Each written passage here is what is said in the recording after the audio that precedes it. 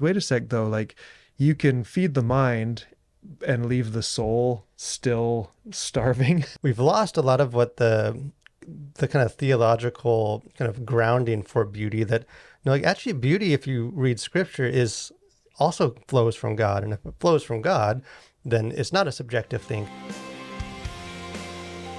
This podcast is brought to you by Blackaby Ministries International. To find out more, visit blackaby.org. Well, welcome to the podcast this week, and you who have listened on this podcast for a number of weeks know that one of the highlights is when we bring in special guests. And this week, I have not just one guest, but two guests, and they are, to put it mildly, very special to me. They're my two sons, Mike and Daniel. Both of them have been on the podcast before, but they're here together this time. And so welcome, Mike and Daniel. Yeah, thanks for having us. And so of course, for our listeners, I know one of the very pressing questions they have for each of you is, what was it like to have such an awesome father growing up? And of course, we have a limited time, so keep your adjectives just to a minimum. Yeah, I'll have to go ask somebody. But this is a special a podcast, especially because we wanted to be talking to you about a new book that is coming out. And of course, you guys this is your fifth book that you've written together. And this one is called Straight to the Heart, Communicating the Gospel in an Emotionally Driven Culture. And so we really want to just highlight this book because I think it's going to be an amazing book. I've read it already, and I just know that it's going to really get a lot of things being discussed in all kinds of circles once it comes out. But maybe just to begin, you are actually, as far as we know, at least the fourth generation Blackaby author. Henry Blackaby, I guess the most famous of the Blackaby authors. But Daniel, his father wrote some poetry, didn't he? Yeah, I actually tracked down at some point like an anthology, an old hardback of poems, and he has two poems in there. Like I know he wrote a lot more than that, and he published poems, but at least those two poems he was published in this kind of anthology, representing Canada with these really good poems. Yeah. So and I know that actually his uncle wrote a history of Baptist work in England before that, but so really you might even be a fifth generation Blackaby author, but then of course Henry Blackaby wrote Experiencing God and 50, 60 or more different books that he co-authored or authored, and then all five of my dad's kids have written a number of books with him and then alone. And now we're down to you guys, which is like the fifth generation Blackaby, I guess. And you've written five already. And my boys are currently writing graphic novels inspired by the famous Captain Underpants. So we might be looking at the sixth generation as being prepped for their turn in the spotlight. What if as the legacy's been passed down? Yeah, the legacy continues. But I know a lot of people want to know what that's like. Your grandfather, of course, a very beloved author and preacher, speaker, but every person has to either embrace, reject, or modify the legacy that's passed on to them. What's that been like for you guys? Now you've written your fifth book, so this is not just a passing thing, just one off you wanted to do sometime in your life. You guys are still quite young, and this is your fifth book already. How did you get into writing? And especially on Christian themes like this. Well, I feel like one of the unique things, about being like a fifth generation is, although it's like a very, there's a rich legacy of that, like every book that each generation has produced is very unique. It's not, it's not that we're all just sort of repeating and regurgitating, but that as God sort of does a unique work and we walk personally with God, in our own lives, that sort of the writing and the books that come out of that look sort of like what, they reflect what God's done in our own heart. I've had the chance to write some fiction, some fantasy, great grandpa wrote poetry, there's history, there's, that you've written on leadership, and, we've written to different generations, like me and Mike. A lot of our previous books were written to teenagers, and so that, even though it is sort of this passed down through the generations, that really it reflects just sort of the uniqueness of God's relationship with each of us. Yeah, and the passions that really that each generation holds and authors. And this book coming out now is really a reflection of a lot of the things that Daniel and I are interested in. It would be the first Blackaby book that may be considered more of an apologetics book. Mm-hmm. That's the field that Daniel and I have studied in. That's what we're really interested in: cultural engagement, the arts, a lot of that sort of thing. That maybe even those who've read previous books written by members of the Blackaby family, this would be one that goes into areas that the other ones have not gone in. Yeah. Which is really fun because same as how you've done in the area of leadership, it's come out of a deep passion that you have for that subject and that topic. The same is true with this book for us. And what's been fun for us is for Daniel and I to take the things that we both love and be able to actually combine them into one book. Mm-hmm. And we've done that in other books too, but I feel like this one is pretty relevant to what we're passionate about today. Mm-hmm. And we come at it from slightly different angles, but being able to bring the things that we love into one book together has been a great opportunity. I think if you've ever read a book that maybe someone who wrote a number of books, but then there'll be one, like my dad's would be Experiencing God. He wrote lots of books. I've heard of that one. But that was what his life message, his passion was really about, and it shows. And it's, you really want to find that book of an author and say, now that's one they're writing out of their heart, their passion, and their expertise. That's the one you really want to read for sure. Maybe just one other comment, and that is, although you're writing differently, and I think every generation has, I think Blackaby's just generationally have enjoyed books. And I remember as a child, or not child, but as a seminary student, even college student, having my dad taking me to used bookstores and teaching me to love books and finding hidden treasures and the stacks. And I remember, you guys remember, we used to do that. Me taking you and when you were a sister. Child, I didn't know books were invented yet. Well, they were a lot bigger and heavier. Yeah, scrolls, the used scroll store. Yeah, it was. But we took you into those used bookstores, and even now, like every time I'm with either one of you on vacation, you're still trying to find a used bookstore in the area, and we drag you to them. Yeah, but I think there's something special about generations that love books, love reading, love learning, and you guys all have not just bookshelves, but you have libraries now. And now I know you're doing the same with your kids, teaching them to love books as well. When I think that Blackaby message that really comes out in Experiencing God, I think that Experiencing God just way of viewing the world seeps its way into every Blackaby book. Like that would be a thread that really connects them all. And even in this one, I think you'll see that thread go through, even though it's on maybe some different topics than have been written on before. You'll see that same Experiencing God thread. Yeah. I think that's right. And so just on that book, it's an apologetics book, the first Blackaby apologetics book that I'm aware of. And both of you have PhDs in the field. You've done PhD work in apologetics. But this book is different, right? It's not, because typically when you think of apologetics, you think of more of a heady 10 proofs for God, Jesus' resurrection, 10 proofs for God creating the universe, and it's very rational. And I suspect that may have come because in years past, you were thought as being not intellectually very bright if you believed in God or you believed in a resurrection. So I think Christians wanted to prove, yes, you can be a brilliant mind, a mathematician, a scientist, and see rationally how Christianity is true. And I don't know if that's maybe where apologetics began, but trying to present a rational basis for the faith. But that's really what we think of when it comes to apologetics.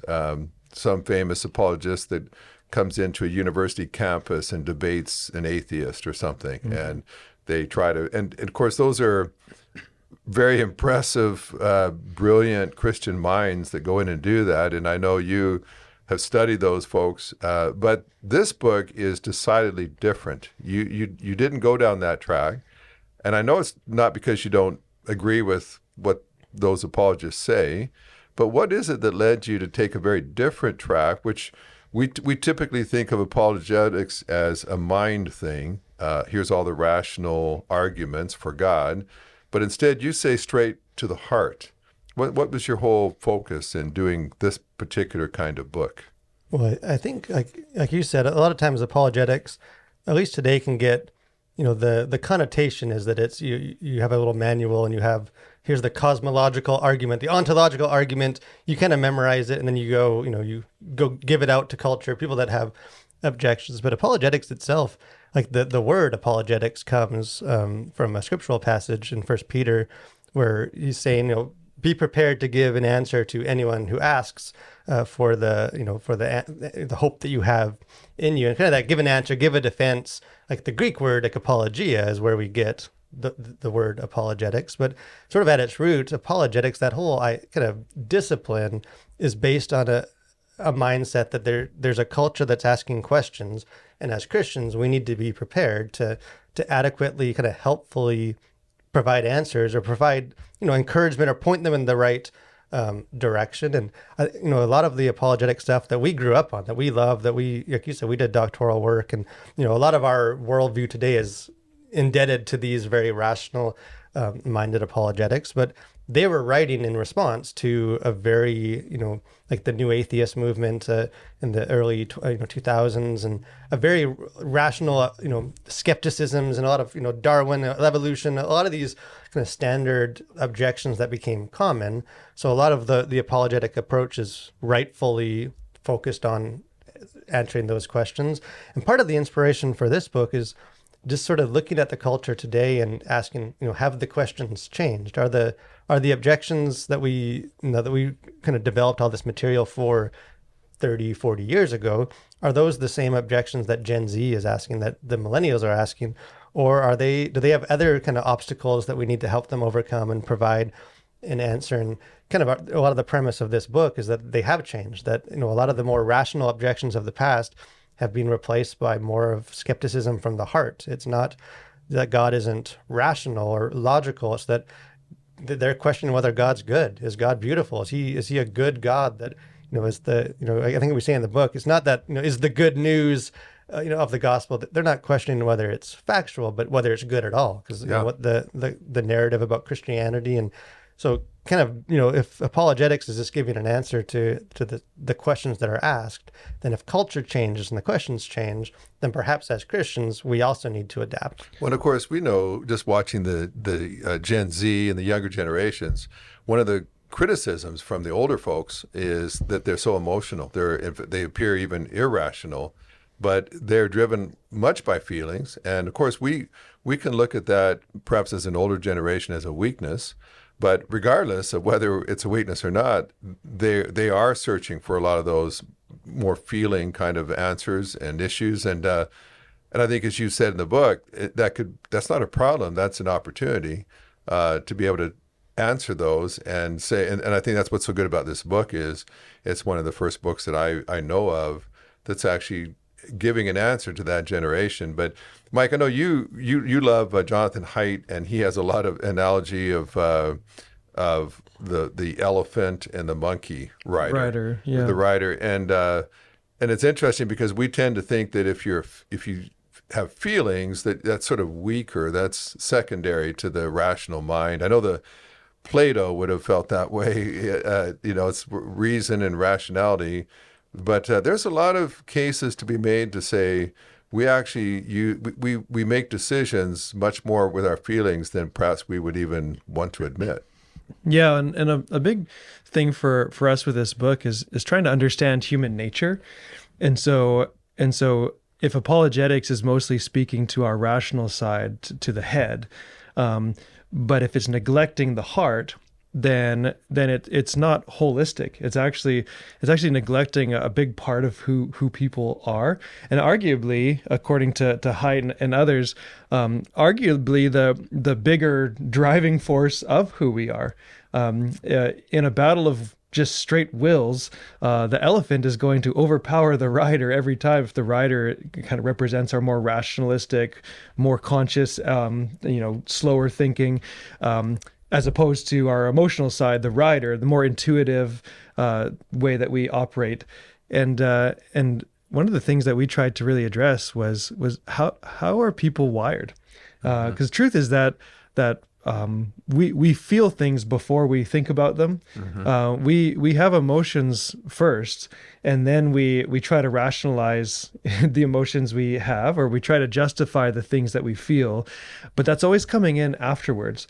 And so oftentimes apologetic debates or those sorts of things, you're talking about it, people don't come in fully neutral to those things. They are already feeling something about these issues, and then often you're appealing to the rider to try and turn the elephant. You're appealing to their reason, but if you don't appeal to the actual elephant, then it's much easier to turn the elephant if you can appeal to what the elephant loves. If you can speak to what people love, if you can show them how the gospel is relevant to the things that they love, because people pursue the things that they love. That's what drives them. That's what they chase after. And so if they don't see anything good about the gospel, if that doesn't appeal to them at all, if there's nothing in the gospel that is beautiful, that draws on their heart, then we'll try in vain to convince them why they should. Well, it's true. You should believe it because it's true. Here's all the reasons why it's true. Well, we know that people don't necessarily are just drawn to something because it's true. They're drawn to something because their emotions are involved, because it appeals to them, because they love that thing. And ultimately, we look to Scripture and say, look, we're not just making this up. Like Scripture says this. Scripture appeals to the heart. You're called to love God. You're called to love your neighbor. You're called to have these heart responses to people. That's your calling. And it speaks to the heart, and it demands a heart response. And so what we've tried to do is really pull that out of Scripture as our basis, and then apply that, kind of mix that with a modern understanding of how the human brain works, and say, how do we combine these things to effectively engage the culture, rather than just trying to dump more information into young people's heads so that most of them can leave the church anyways after they graduate high school. And I think you said, I think one of the things that bewilders a lot of adults is that they've taken their kids to a church Sunday school for 18 years, and their minds have been filled with Bible stories and doctrine, but then they have one semester in university, and already they're being shaken right to the roots. But it needs more than just a mind filled with data, a mind filled with doctrine.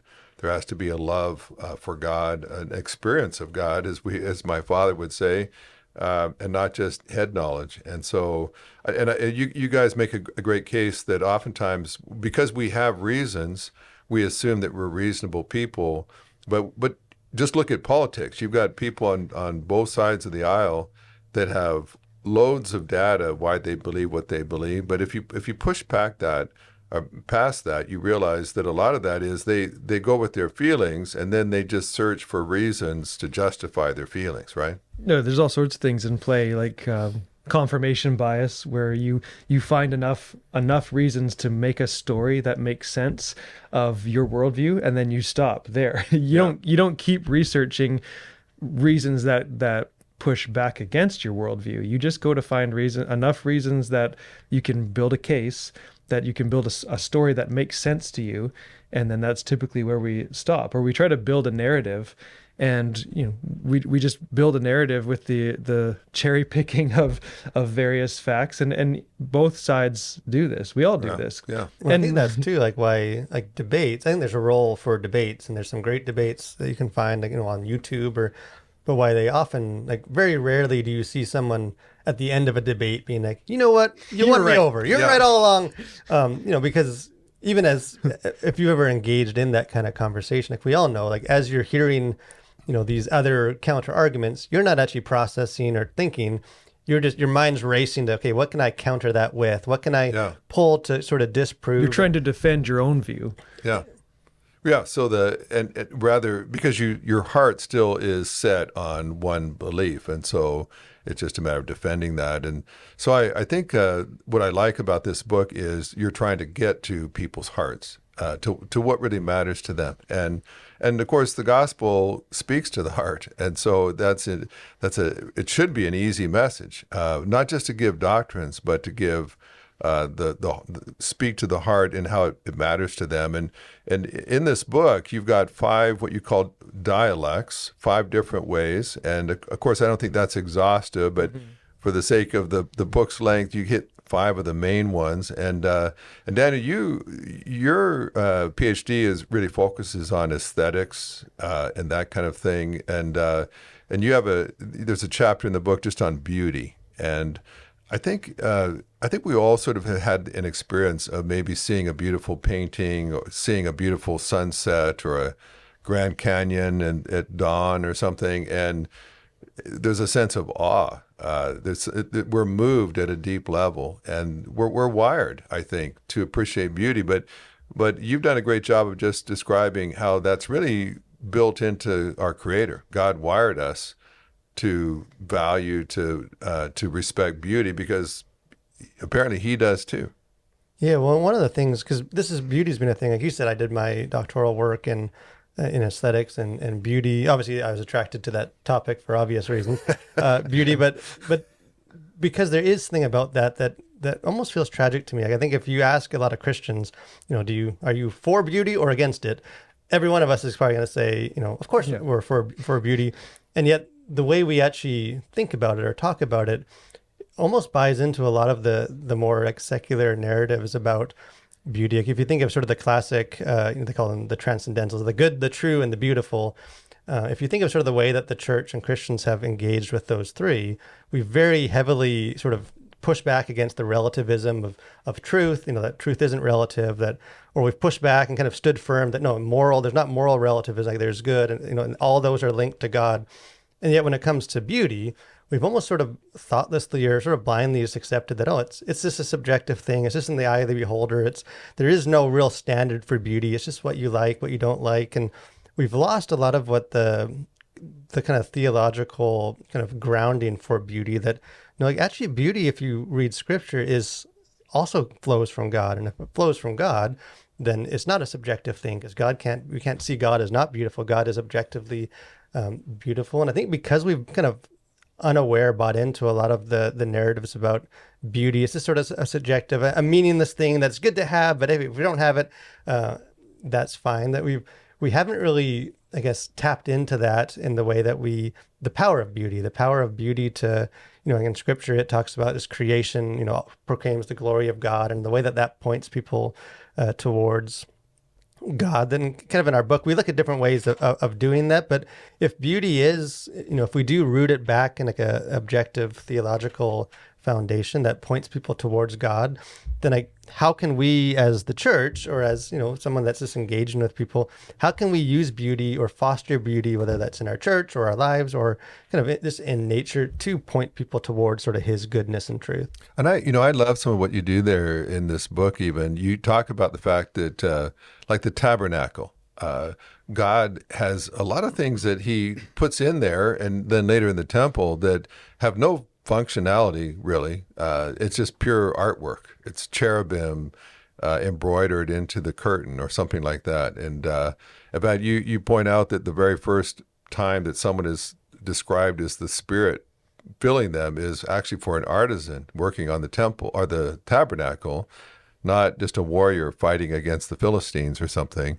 And I think that's fascinating. We've underplayed that. We look at that as sort of a secondary kind of attribute of God, but there's something wired in us, I think, that when we appreciate what's beautiful, I think in one sense we're appreciating our Creator. And I think when you lose beauty too, then like those other two, goodness and truth, when beauty doesn't kind of hold those in check, then that can become a very a judgmentalism and a legalism. If you have like morality, a goodness without beauty. And I think if you look at a lot of the skepticism and questions in culture today, it's aimed at the loss of beauty. That it's not necessarily, they might still disagree with some of the truth or the morality, what's good, but it's this image of the church that it's this sort of graceless place. It's not a place of love, not a place of beauty, because I think as the church we've sort of leaned into this, telling them the hard truth, or standing firm in our morality, and just neglected the importance of sort of that beauty that radiates from God. And don't you think,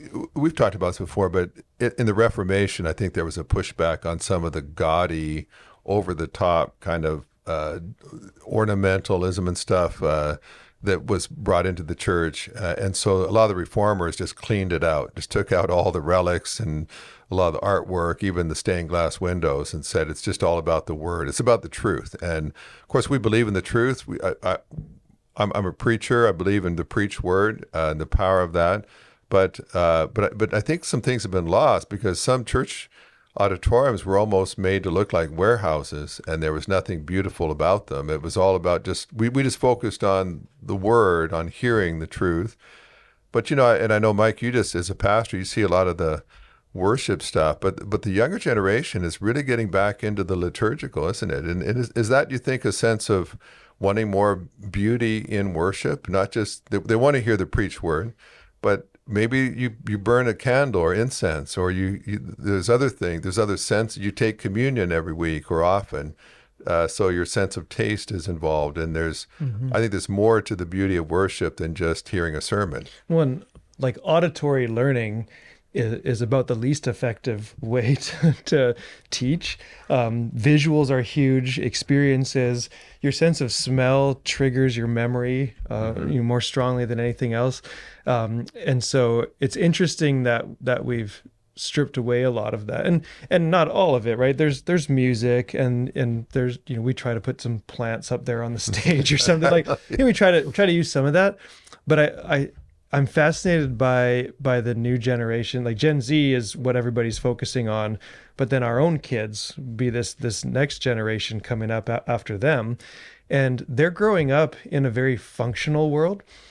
Technology has made things very, very functional, easily accessible, and the more that technology becomes prominent in trying to make our lives easier, oftentimes we can focus so much on that we see beauty and aesthetics and that sort of thing as extra, right? So why would you spend money on building a cathedral to look beautiful when all of that money could have been spent feeding the poor? And then sometimes, but then we don't think but what about the people who come into this cathedral, experience God, they experience awe, they experience God in this place, aided by beauty, and they go on to become people who drastically reach the poor, right? Who changed the system. And it's like they were inspired by beauty, and then they went out and actually functionally did a lot from that. But we think, well, no, like beauty is always just secondary. We need to focus on function first, when actually the two go together. And oftentimes functionality comes out of people who have been inspired by something, and inventors or others, they're driven by what they love, they're inspired by something, and that leads to invention or innovation, and then that has functional downstream, it has functional things that happen from it. But oftentimes, and I've been guilty of this, of downplaying beauty, right? Let's cut down the tree to put up a parking lot that's more functional, and that's kind of seen as the realm of like, oh, the hippies care about that.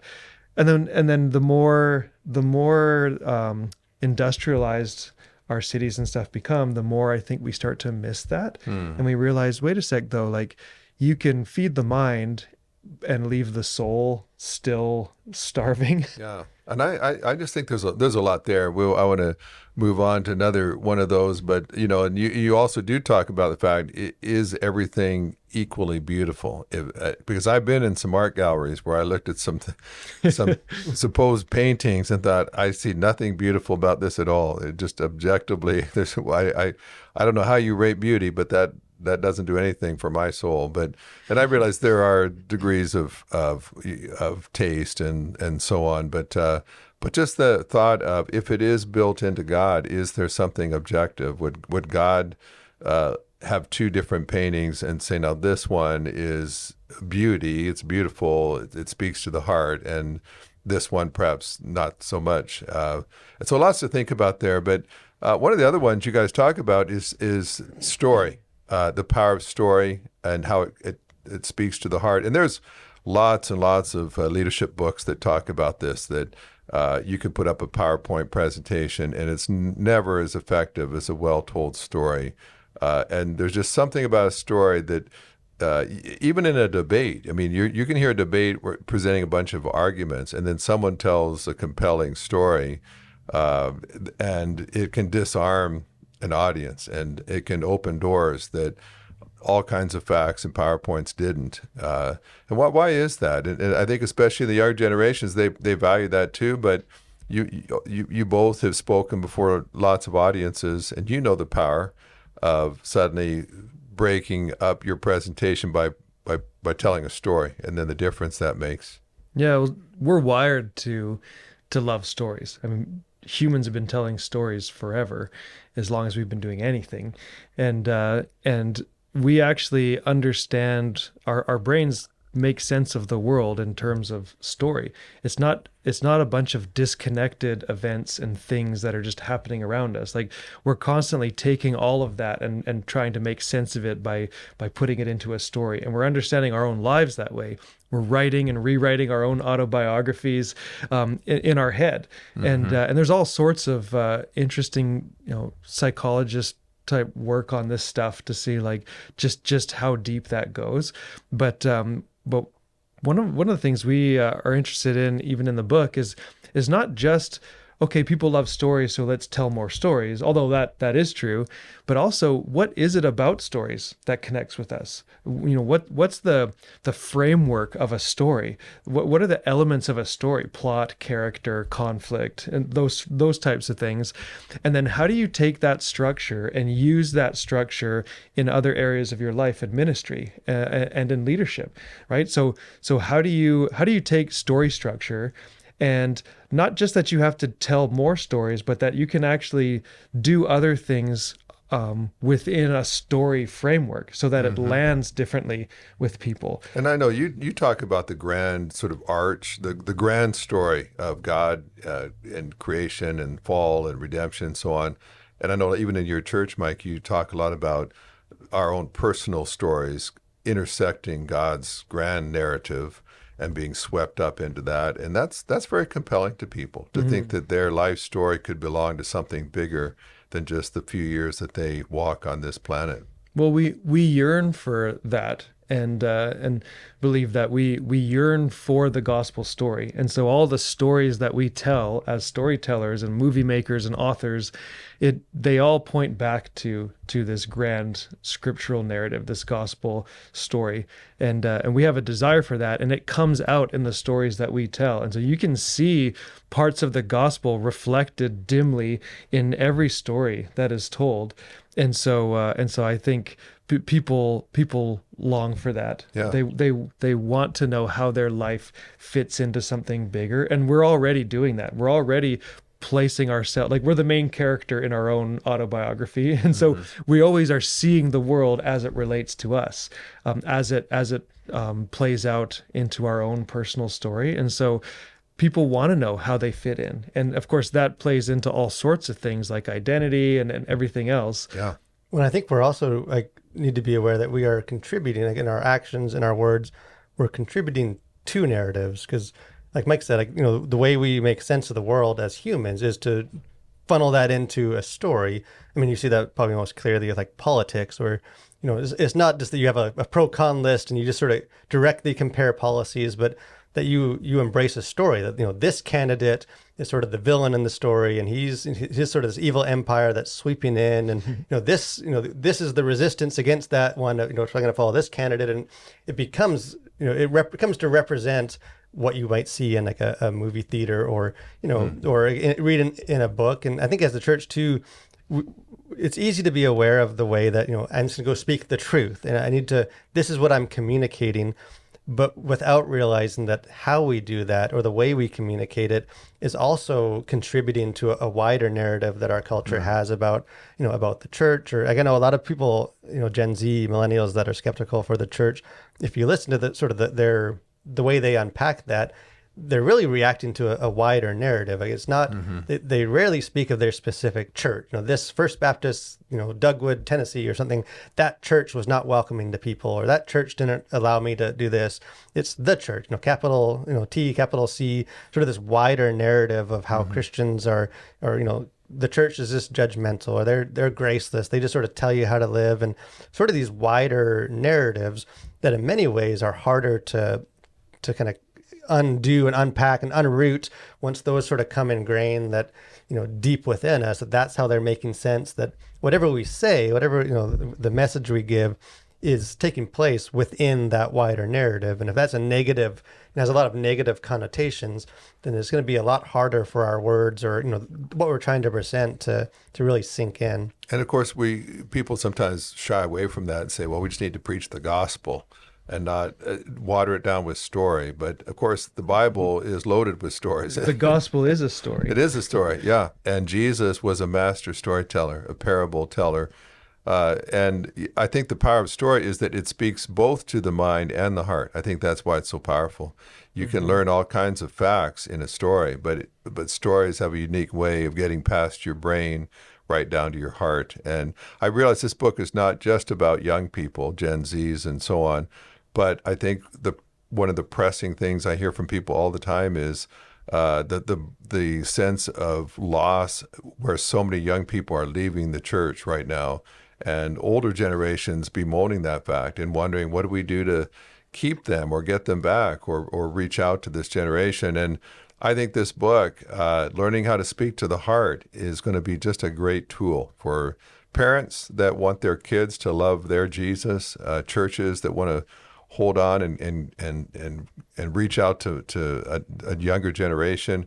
Any just last thoughts you have? There's several other dialects we didn't have time to get into. You have to purchase this book and read it. Of course, it's you can pre-order this book now on Amazon and have it come to you. I think for a lot of you, you're going to want to get this as soon as it's off the press and in the mail.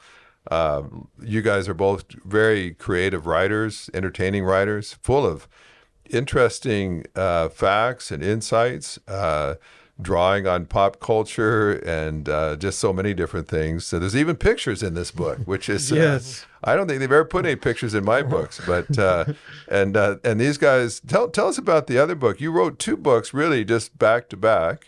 Tell us about your other book that came out just before this one. Yeah, the other one really leans into the idea of story, specifically the classic story arc of the hero's journey, which you see play out in all of your favorite stories from Star Wars to Lord of the Rings to all of that stuff, and it's a devotional, but it's a devotional that takes scripture and this idea of the hero's journey and combines those two things and says, what if we see our lives as a story, as a journey. In many ways, we relate to the hero's journey because we see ourselves as taking that journey. We What's see the our name lives. of the book? What's it called? It's called God, Heroes, and Everyday Dragons. Finding, it has dragons in the title, which is what we've always wanted. And finding your story and God's story. And it basically says you are on a hero's journey, and actually Scripture shows you how to take that journey, and you actually see the hero's journey through Scripture. And so we combine a lot of the nerdy sort of fantasy tropes that we love, really that everybody loves to some degree. This hero's journey that is the framework of all of our favorite stories, and we bring that together with Scripture to say, how do you live your hero's journey well? And it's marketed more towards the younger generation, but we wrote it in a way that would be accessible to the younger generation, but also accessible to any generation. Yeah, adults of all ages will love reading it. And you've managed to put a knight and a dragon on your book cover, which I just wish that I had done. We can cross those things off. So any last thoughts on this book or this topic that you just want the listeners to come away with? Why is it so important right now? Any last words on this? Well, I would say I was really shaped by writing this book. I saw myself as not so much a heart person, not really an emotional person, more maybe on the side of just more rational. And over the course of writing the book, I realized that that's not true, that everybody is a union of both, and that we're actually all driven by our hearts. Some of us may be more expressive in that than others, but we're all driven by our hearts. And so over the course of writing it, I actually learned a lot, and I really saw my worldview change while I was doing this and be shaped and I think expanded to see the world differently, and I think in a more holistic way. And so I would encourage readers, especially if you feel like you're a bit more on the rational, logical side, and maybe you're a bit more skeptical of emotion or an emotionally driven culture. This book takes a positive view of our situation, and I would have been one who would have been more critical of the situation we see in our culture, and yet over the course of writing this book, I've actually been encouraged and have come to understand myself better, but also I think gained a better understanding of the mission field that I've been called into as a pastor. Yeah, and kind of building on that too, I think like we talked about at the start of this episode, sometimes we can think of apologetics as purely just it's stuff that we sort of learn, memorize in order so we can just go give it out to other people and give these answers to, so if you're someone that maybe doesn't find themselves in a lot of, I'm not debating a bunch of Gen Zs, so I don't need apologetics, I don't need this book. One of the, we spend the first couple of chapters in this book with the mindset that before we can kind of give people this message, before we can help them understand how God fulfills their desires and emotional stuff, God has to do that to us, that we need to connect to God in that way. So although this book is in a way an apologetics book, there's also a very strong kind of the spiritual formation of, it's not just about getting some answers and this is a new gimmick that we can kind of start using to people, but that our prayer is that through going through the material and some of the message in there, that the reader themselves will come to a deeper understanding of a more holistic relationship to God, that he's not just sort of a doctrine, but that God does relate and satisfy some of the, the emotional heart things that we all share. And I think maybe your grandfather would be proud. It's not just knowing about God, but to experience him as a person, as someone that you grow to not just believe in, but love and to walk with and join in his story. So I really want to encourage people to get this book. It's I think it's going to generate a lot of discussion. It's going to be very eye-opening. And again, as we've said, if you're a parent just wanting your kids you want to somehow get to their heart. I think anyone who's been a parent knows you can give your kids lots of head knowledge about what they're supposed to do. But you'll know sometimes, but if I got into their heart, if it doesn't get to their heart, I'm not sure how long it's going to stay in their head. Or if you're a pastor, a church leader, youth pastor, whatever it might be, or you just want to be someone that as you're sitting by a total stranger on an airplane and you get into a heart-to-heart conversation with someone that actually leaves them wondering and thinking and impacted, then I think this is going to be a book that's going to really give you a lot of tools to work with. So, guys, proud of you for what you've done with this book, putting your PhDs to work and your creativity and skill at writing. I think this is certainly your best book yet that has drawn on everything that you've learned so far. And I know it's going to bless a whole lot of people in the years to come. So thanks for being with me today. No, thanks for having us. And of course, we'll put all the links to the book, how you can order it, and their earlier book. In fact, we'll put all of their books we'll put on in the show notes. So you may want to just sort of just load up on Mike and Daniel Blackaby books here and get into a lot of reading in the days to come. So thanks for listening in, and we'll see you next time. Thanks for listening to the podcast. If this is something you enjoyed, it really makes a difference if you leave a review and a 5-star rating on Apple Podcasts or wherever you listen. Don't forget to subscribe and share with your friends. We always love hearing from our listeners, so email us at podcast@blackaby.org.